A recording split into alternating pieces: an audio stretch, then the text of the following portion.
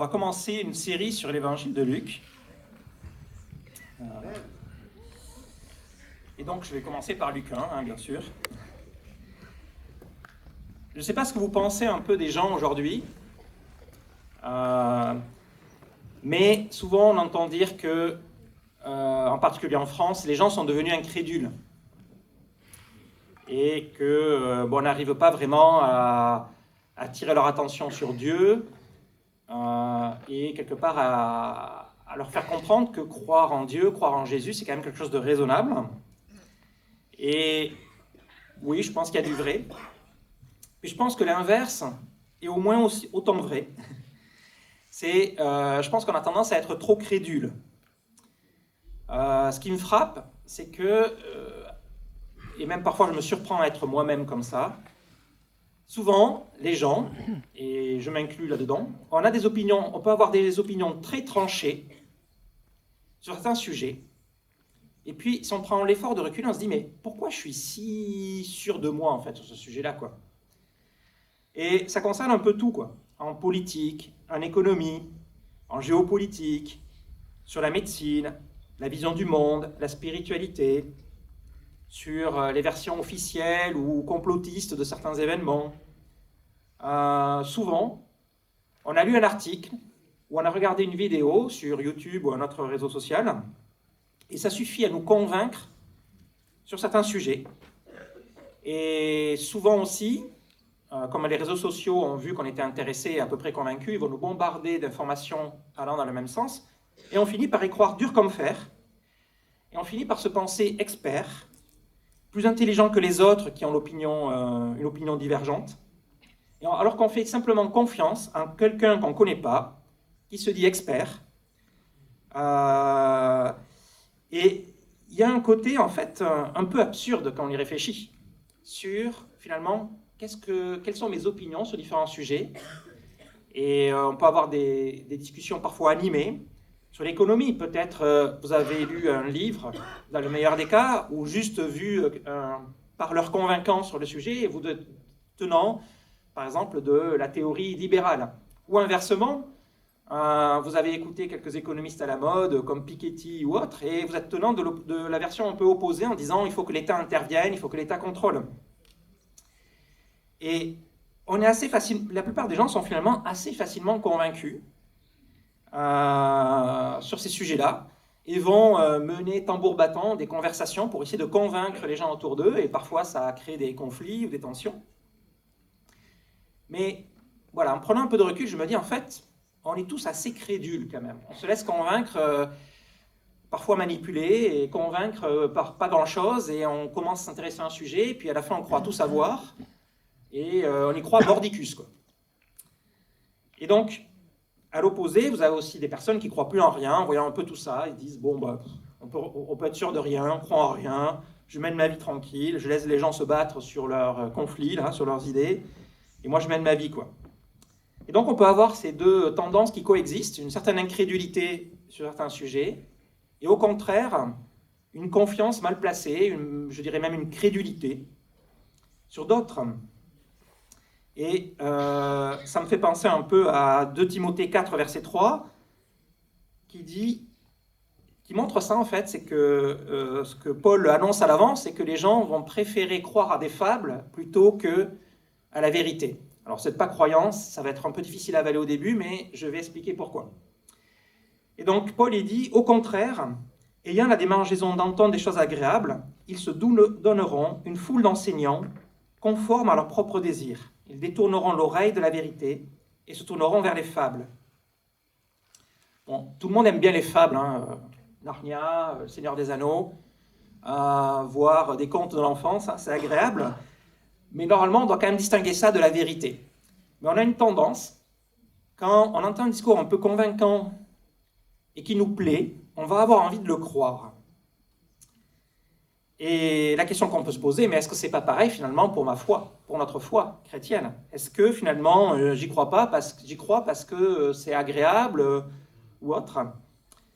Eh bien, moi je suis convaincu qu'on peut davantage avoir confiance dans le récit sur la vie de Jésus, son enseignement, sa mort et sa résurrection, que finalement dans la plupart des sujets que j'ai mentionnés au passage. Amen. Et donc, là c'était un peu mon introduction, et où je vais poser les fondations de la foi, et je vais expliquer. Après on verra le témoignage des apôtres, en quoi il est digne de confiance, et on verra aussi dans Luc 1, les derniers versets qui parlent d'un message d'espoir à vivre et à transmettre. Et donc, parlons des fondements de notre foi. Et donc, j'ai fait un peu ce schéma à l'aide de ChatGPT, parce que je ne suis pas très bon dessinateur. Mais pour moi, si on devait me dire sur quoi repose ma foi, il y a deux éléments. En premier, ce qui m'a convaincu, c'est le témoignage des premiers chrétiens, des apôtres, tel qu'il nous est rapporté dans la Bible. La vie, les miracles, la mort et la résurrection de Jésus. J'y crois, et je vais expliquer un peu pourquoi un peu plus par la suite. Et c'est un principe biblique, parce que en Jean 17, verset 20, quand Jésus prie pour ses disciples, et pour tous les disciples du futur, nous inclus, au verset 20, en Jean 17, il dit « Je ne prie pas pour eux seulement, mais encore pour ceux qui croiront en moi à travers leurs paroles. » Et donc c'est tout à fait le plan de Jésus que notre foi repose sur le témoignage des apôtres et de ses premiers disciples, qui ont été témoins de la vie de Jésus, qui ont été témoins de sa mort et de sa résurrection. C'est le plan de Dieu, qu'on croit que notre foi soit basée dessus. Alors pas uniquement, après il y a d'autres aspects, chacun y mettrait peut-être différents éléments selon sa manière de décrire un peu ses convictions, mais moi j'y mets aussi tout ce que j'ai pu expérimenter de Dieu. Une fois que j'ai commencé à croire, j'ai expérimenté Dieu, j'ai fait des prières spécifiques, même si je n'étais pas forcément convaincu, et j'ai vu Dieu répondre à certaines d'une manière parfois très étonnante. Et ça a renforcé ma foi. Si le témoignage des apôtres, c'est un peu l'armature métallique, après le béton et tout ce qui est venu consolider le tout, c'est l'expérimentation de Dieu dans ma vie à travers une relation avec lui, à travers les prières, à travers aussi la mise en pratique de la Bible, où on voit que ça transforme, ça a un impact sur nos vies, un impact positif. Donc une foi solide, elle repose sur plusieurs piliers, et le principal, en tout cas, c'est le témoignage des apôtres qui nous est rapporté dans la Bible. Et la foi, c'est pas basé sur une démonstration mathématique, c'est pas le théorème de Fermat démontré au tableau. C'est une question de confiance, c'est quelque chose que je vais croire avec confiance. C'est pas une question de certitude absolue, c'est une question de certitude faite de confiance. Et moi, ça a été difficile. J'ai eu du mal à avoir la foi, quelque part à surmonter beaucoup de doutes que j'avais, puisque je suis d'une formation plutôt scientifique. Et puis un manque de confiance aussi, et voilà, donc il y avait une sorte de culture autour de moi à l'école où j'étais. C'était un peu la culture du doute, sorte d'un peu d'exacerbation de l'intelligence, de la science. Et donc la foi chrétienne, c'était un peu bizarre, même s'il y avait quand même pas mal de gens croyants aussi. Je me souviens de conversation à un moment donné avec Thierry Finder, dans son salon. Il essayait de m'aider dans mes doutes. Il me disait « Mais la chaise sur laquelle tu es assis, tu es sûr qu'elle existe ?» Et moi, je réfléchissais et je disais, je sais pas, est-ce qu'on peut vraiment être absolument certain? Pas sûr. Et c'est vrai que l'absolue certitude, c'est quelque chose, je pense, qui échappe à l'être humain. Voilà, parce qu'on est tous quelque part, il y a nos perceptions, on peut pas être certain de ce qu'on perçoit, il y a notre cerveau qui interprète. Et voilà, c'est pas on peut pas être totalement confiant en disant, ce matin, je suis en train de rêver, en fait, ou c'est vraiment ma vraie vie. On peut avoir un doute. Voilà, mais... Donc il ne s'agit pas d'une absolue certitude, mais on peut avoir confiance. Et donc c'est exactement ce que veut transmettre Luc au début de son évangile. Il veut nous donner confiance dans le témoignage des premiers chrétiens, des apôtres, et en son témoignage. Et donc je vais lire Luc 1 à partir du verset 1. Plusieurs ont entrepris de composer un récit des événements qui se sont accomplis parmi nous, d'après ce que nous ont transmis ceux qui ont été des témoins oculaires dès le commencement et qui sont devenus des serviteurs de la parole. Il m'a donc paru bon, à moi aussi, qui me suis soigneusement informé sur toutes ces choses dès l'origine, de te les exposer par écrit d'une manière suivie, excellent Théophile, afin que tu reconnaisses la certitude des enseignements que tu as reçus. Et ce passage, en fait, il fait écho à celui des Actes. Je trouve que les deux passages vont très bien ensemble. Bon, même si ce n'est pas en Luc 1, je vais quand même le lire. En Acte 1, versets 1 à 3. C'est le même auteur, Luc. « Cher Théophile, dans mon premier livre, j'ai parlé de tout ce que Jésus a commencé de faire et d'enseigner, jusqu'au jour où il a été enlevé au ciel après avoir donné ses ordres par le Saint-Esprit aux apôtres qu'il avait choisis. Après avoir souffert, il se présenta à eux, vivant, et leur en donna de nombreuses preuves. Pendant 40 jours, il se montra à eux et parla de ce qui concerne le royaume de Dieu. » Ce que nous explique Luc, c'est, voilà, j'ai vérifié ce que je vous dis, quoi. Je ne vous raconte pas des bobards, ce n'est pas une fable. Je ne suis pas en train de vous raconter un conte de fées. Je suis en train de vous raconter ce que moi j'ai vu dans le livre des Actes, ou ce que plusieurs personnes que je connais bien ont vu. Je suis allé les voir, je les ai interrogés, j'ai posé des questions. Quelque part, j'ai vérifié. Je me suis soigneusement informé sur toutes ces choses. Tout ça pour convaincre son auditeur, ici Théophile. Alors, je ne sais pas si c'était une personne bien spécifique ou un terme un peu générique. Mais en tout cas, le terme excellent semble désigner quelqu'un qui a un certain statut social.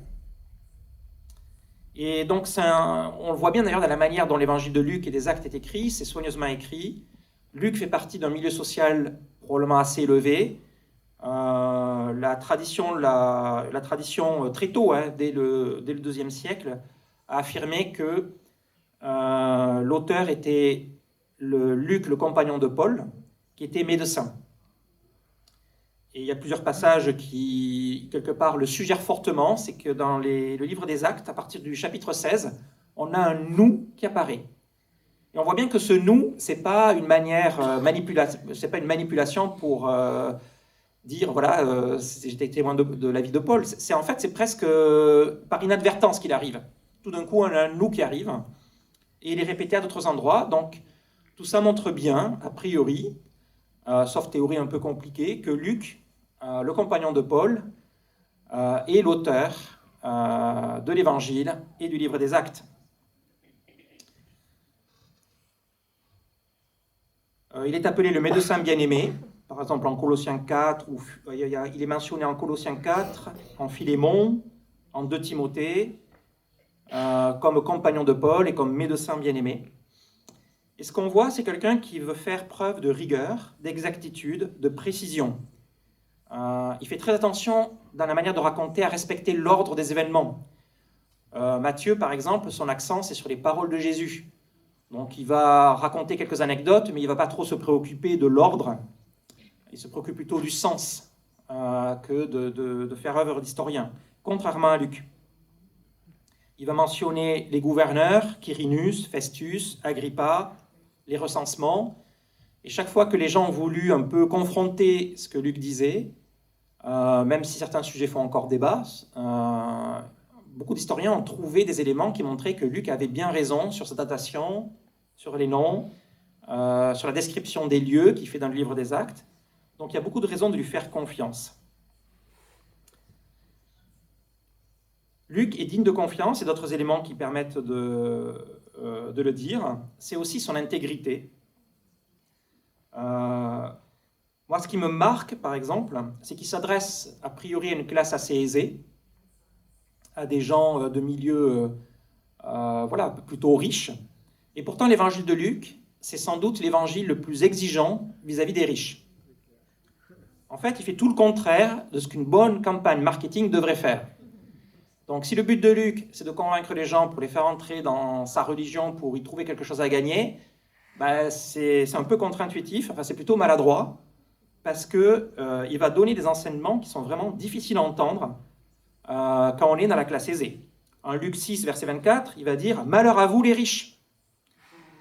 Dans l'histoire de Lazare et le riche, il va montrer que en fait, c'est le pauvre qui va être sauvé quelque part et que le riche, parce qu'il n'a pas été généreux dans sa vie, il n'aura pas accès au salut de Dieu. Dans l'histoire de Zachée, il montre l'exemple d'un riche qui a donné la moitié de ses biens.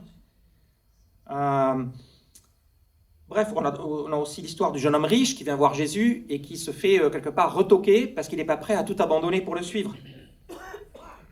On voit que Luc, il ne se soucie pas de faire rentrer les riches dans son église. Ce n'est pas son souci.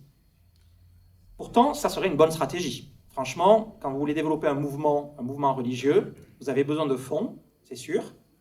Et la plupart des religions, et parfois malheureusement aussi des églises, ont tendance un peu à agrandir un peu le chemin et la porte pour que les gens aisés se sentent bien.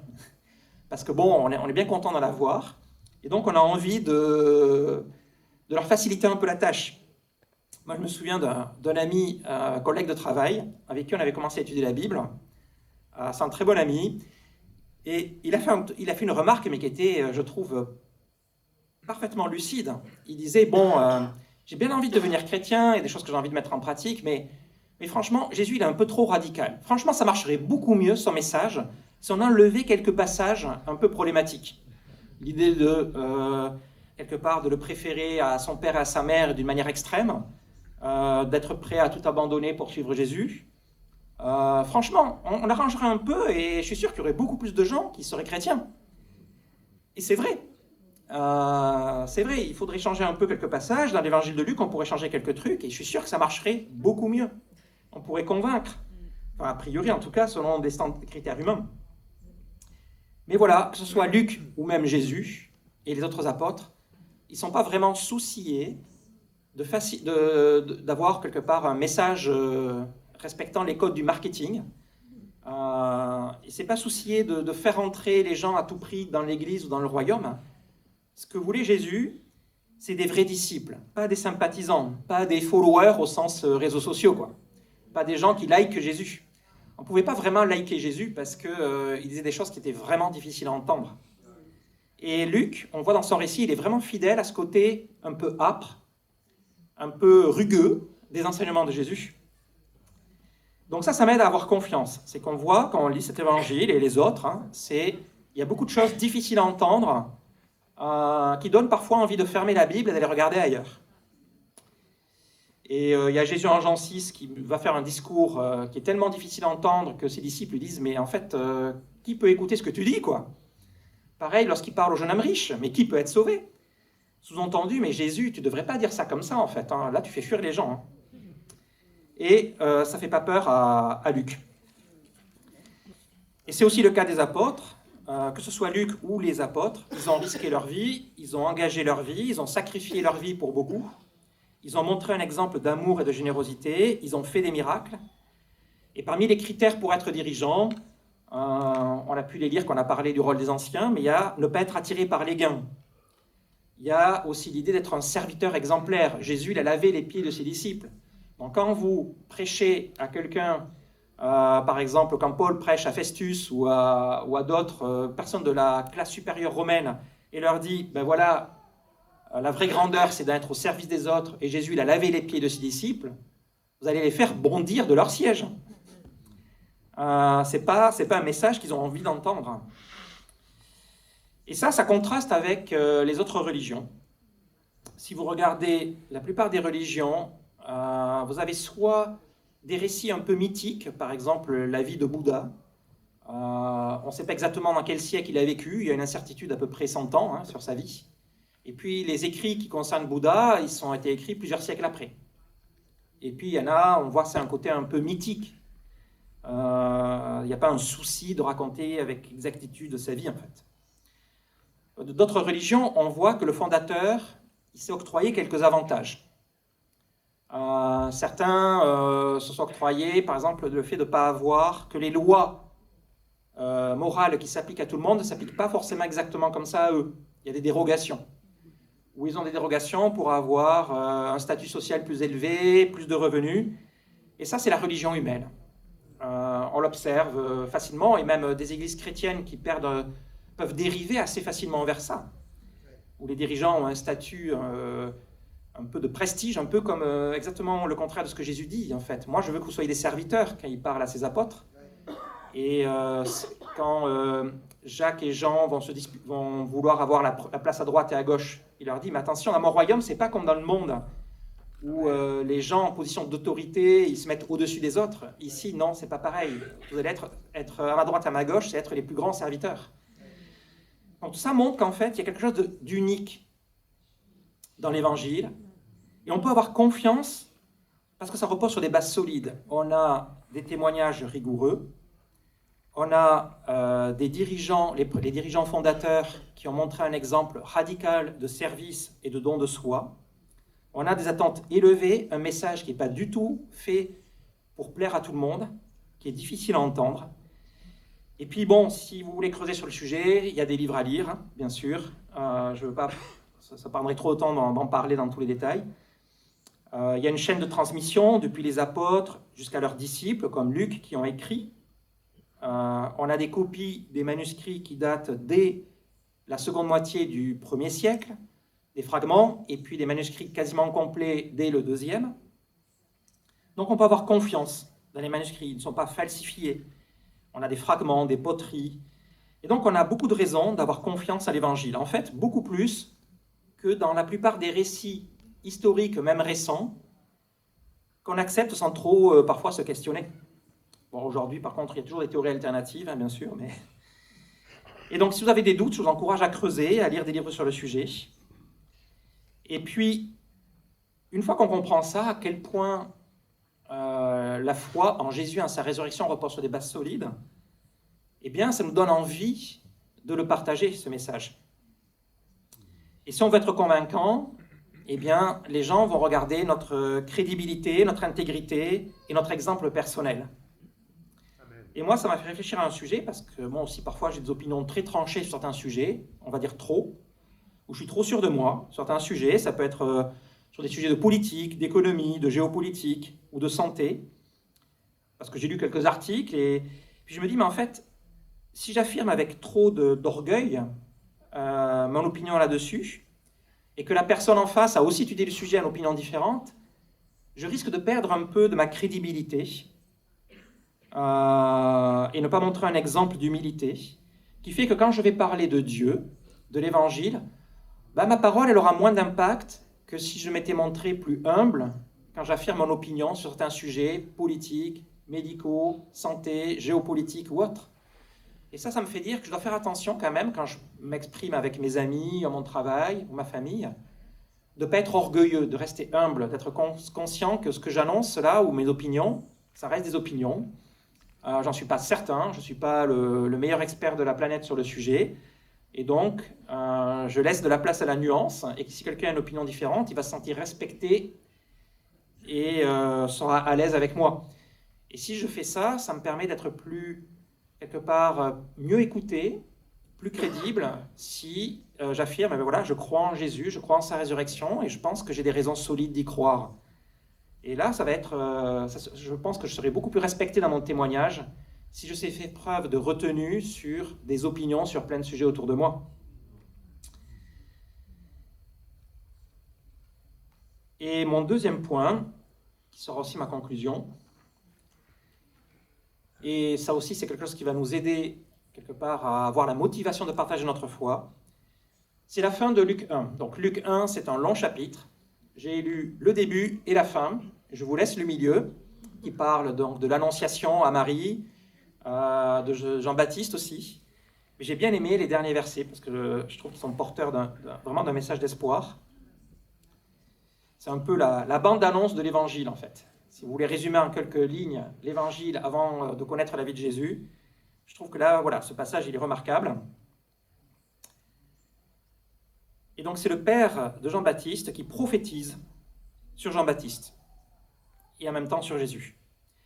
Et toi, petit enfant, tu seras appelé prophète du Très-Haut, car tu marcheras sous le regard du Seigneur pour préparer ses chemins et pour donner à son peuple la connaissance du salut par le pardon de ses péchés, à cause de la profonde bonté de notre Dieu. Grâce à elle, le soleil levant nous a visités d'en haut pour éclairer ceux qui sont assis dans les ténèbres et dans l'ombre de la mort, pour diriger nos pas sur le chemin de la paix. Et Thomas, tout à l'heure, a parlé du fait que, voilà, on est dans un monde de ténèbres. Et c'est vrai, quoi. C'est vrai qu'on est dans un monde de ténèbres. Et parfois, l'actualité semble plus ou moins sombre. Mais en fait, le monde, il reste toujours assez ténébreux. Parfois, on a l'illusion d'une éclaircie, que tout va aller bien et tout ça, mais je pense qu'on se trompe. Il y a toujours un côté ténébreux. Et ce passage, il nous dit deux choses. D'abord, il parle de la grâce de Dieu, en parlant de la connaissance du salut par le pardon de ses péchés, à cause de la profonde bonté de Dieu. C'est le salut par grâce, parce que l'accent, il est sur l'action de Dieu, pas sur la nôtre, qui est secondaire. Certes, il y a un retour de notre part qui est attendu. Mais ce qui domine, c'est vraiment l'offre de salut, l'offre du pardon des péchés, de nos péchés, à cause de la profonde bonté de Dieu. Et tout ça, c'est possible parce que le soleil levant nous a visités. Ça, c'est Jésus. Le soleil levant nous a visités, c'est Jésus, qui est la lumière qui vient et qui vient éclairer ceux qui sont assis dans les ténèbres et dans l'ombre de la mort. Ça, c'était nous, au moins un moment de notre vie. Et ça décrit aussi tous ceux qui ne connaissent pas Jésus. Les ténèbres, pour moi, j'y vois la culpabilité. Même quand on n'est pas chrétien, on a quand même un sens moral dans notre cœur. Et quand on n'arrive pas, ce qui est souvent le cas, à vivre conformément à notre sens moral, on ressent une forme de culpabilité, de honte. Une solitude, parce que même si on a des amis, on ne va pas leur parler de ce qu'il y a au plus profond de notre cœur, la plupart du temps. On a des pensées inavouables. Et je me souviens, quand j'étais jeune chrétien, après quelques mois, je me suis dit, mais je ne marche pas vraiment complètement à la lumière, parce qu'il y a des choses, des péchés, c'était surtout des pensées, des convoitises, où j'en avais parlé de manière très vague au moment d'étudier la Bible. Et j'avais pris un moment avec un chrétien, avec un frère, et je lui dis, voilà, il faut que je parle de choses que je veux mettre à la lumière. Et j'avais tout sorti, les pensées les plus idiotes, les plus stupides, les plus débiles. Et j'avais un peu peur de ce que la personne allait penser en face de moi, en fait. Mais je me suis dit, je ne peux pas rester dans les ténèbres, il faut que je sois à la lumière. Et donc, j'ai tout sorti. Et ça m'a vraiment libéré. Après, j'avais le sentiment d'être tout léger, en fait. Parce que j'avais décidé de faire confiance à Dieu. Dieu me dit de mettre les choses à la lumière, je le fais. Et quand on fait un acte de foi, Dieu répond. Et quand on met en pratique sa parole, eh bien, ça a un impact très souvent positif sur nos vies. Et donc, j'ai fait ça, et ça a été la base après d'un redécollage dans ma vie chrétienne, d'un nouveau souffle, et puis aussi de relations différentes, parce que j'ai appris à être réel avec les gens autour de moi, et donc ça m'a permis de bâtir des amitiés qui durent jusqu'à aujourd'hui, où il y a une confiance, parce que mes amis proches spirituellement, ils savent quels sont mes péchés, ils savent plus ou moins ce qu'il y a dans mon cœur. Je pense qu'ils ne seraient pas vraiment surpris si toutes les pensées étaient publiées. Peut-être un peu, parce qu'on ne peut pas tout être exhaustif, mais quand même, sur le fond, je pense qu'ils n'apprendraient pas grand-chose de radicalement nouveau. Et donc, la lumière, on voit ça en Jean, c'est le parler de fait de mettre nos pensées, nos péchés à la lumière vis-à-vis de Dieu, et puis vis-à-vis de quelques amis proches chrétiens avec qui on peut partager qui on est réellement. On peut aussi partager les choses positives, bien sûr, nos rêves, nos sentiments. Il y a plein de belles choses à partager, il n'y a pas que des péchés. Et voilà, et moi je me sentais dans les ténèbres avant d'être chrétien parce que j'avais une certaine culpabilité, parce que je me sentais seul. J'avais quelques amis, mais je sentais que mes amitiés étaient assez fragiles. Et puis, je n'avais pas de sens à ma vie. Le chemin de la paix, c'est le chemin du pardon, de la grâce, de la réconciliation avec Dieu, avec nos proches, la vie éternelle. Et donc on doit se poser la question, c'est est-ce que je suis en train de marcher sur le chemin de lumière et de paix? Est-ce que je m'efforce de suivre Jésus?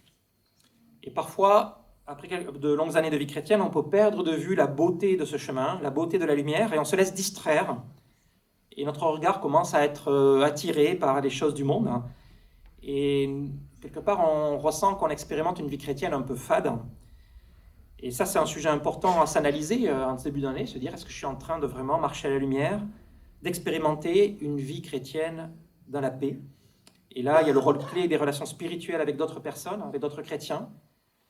Et tout l'enjeu, c'est aussi nos relations, parce que finalement, une bonne partie de l'enseignement de Jésus, c'est un message sur les relations. Donc en conclusion, je crois que quand on réalise le degré de confiance que l'on peut avoir dans les bases du christianisme, à savoir Jésus, qui il est, sa mort, sa résurrection, et quand on réalise aussi, quand on ajoute à ça le potentiel extraordinaire de ce message qui est de transformer les vies, de nous donner accès à une lumière dont on a tellement besoin, eh bien on ne peut plus s'empêcher de le partager. Et c'est ce que je ressentais dans mes premières années de vie chrétienne et que j'ai un peu perdu, honnêtement. Et récemment, donc, avec Radou, on étudie la Bible avec quelqu'un qui avait connu l'Église il y a longtemps. Et je suis vraiment touché par son cœur parce qu'il est assez enthousiaste devant les choses positives qu'il voit de Dieu, des chrétiens aussi. Et s'il est dans l'église, c'est parce que quelqu'un a eu l'audace de lui parler. Enfin, s'il fréquente notre église à nouveau, s'il étudie la Bible, c'est parce que quelqu'un a eu l'audace de lui parler. C'est Catherine Magier.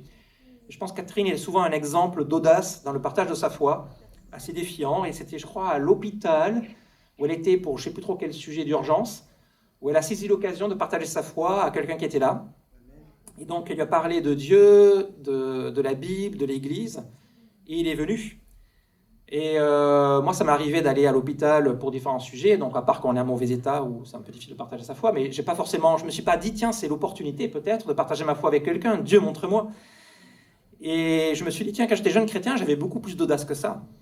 Et donc, voilà, et Catherine a eu l'audace de partager sa foi avec lui. Ça lui a donné accès à une certaine lumière, à la lumière de Jésus. Et c'est un don extraordinaire qu'on peut tous transmettre. Et moi, je me suis dit, bon, c'est le moment des résolutions.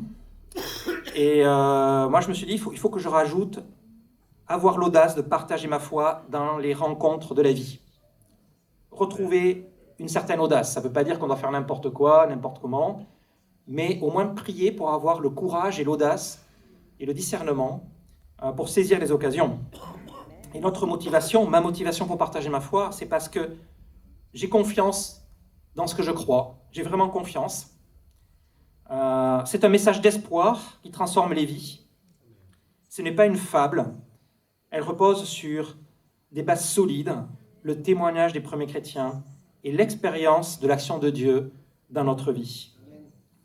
Amen. Je propose de prier.